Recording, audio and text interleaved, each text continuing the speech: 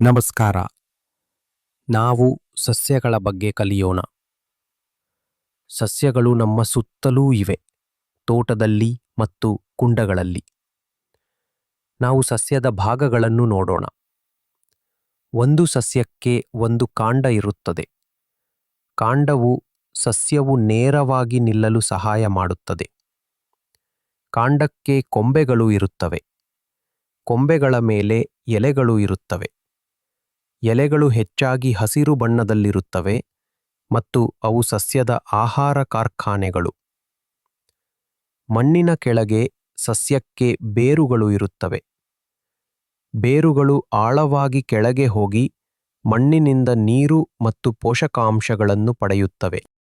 ಅನೇಕ ಸಸ್ಯಗಳಿಗೆ ಸುಂದರವಾದ ಹೂವುಗಳು ಇರುತ್ತವೆ. ಒಂದು ಹೂವು ಸಣ್ಣ ಮೊಗ್ಗಿನಿಂದ ಬರುತ್ತದೆ. ಹೂವುಗಳಿಗೆ ಉತ್ತಮ ಬಣ್ಣ ಮತ್ತು ಮೃದುವಾದ ದಳಗಳು ಇರುತ್ತವೆ. ಹೂವಿನ ಒಳಗೆ ಅಂಡಾಶಯ ಎಂಬ ಭಾಗವಿದೆ. ಅಂಡಾಶಯದಲ್ಲಿ ಹಣ್ಣು ಮತ್ತು ಬೀಜಗಳು ಬೆಳೆಯುತ್ತವೆ. ಸಸ್ಯಗಳು ಬೆಳೆಯಲು ಆಹಾರ ಬೇಕು. ಹೆಚ್ಚಿನ ಸಸ್ಯಗಳು ಸ್ವಪೋಷಕಗಳು, ಅಂದರೆ ಅವು ತಮ್ಮ ಆಹಾರವನ್ನು ತಾವೇ ತಯಾರಿಸಿಕೊಳ್ಳುತ್ತವೆ.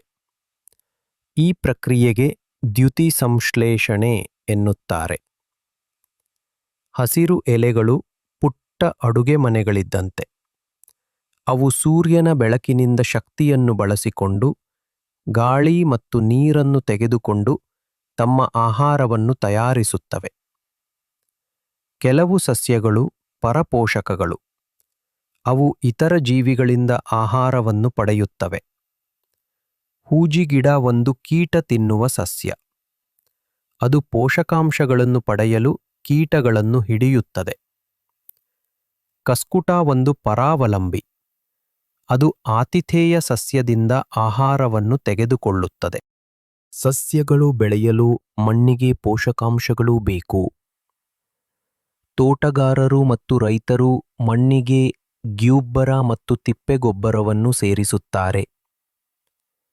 ಶಿಲೀಂಧ್ರಗಳು ಮತ್ತು ಬ್ಯಾಕ್ಟೀರಿಯಾಗಳು ಸಣ್ಣ ಜೀವಿಗಳು. ಅವು ಕೊಳೆಯುತ್ತಿರುವ ಕಟ್ಟಿಗೆ ಮತ್ತು ವಸ್ತುಗಳನ್ನು ವಿಭಜಿಸಿ ಪೋಷಕಾಂಶಗಳನ್ನು ಮಣ್ಣಿಗೆ ಹಿಂತಿರುಗಿಸಲು ಸಹಾಯ ಮಾಡುತ್ತವೆ. ಇದೊಂದು ಸಹಜೀವನ ಸಂಬಂಧ.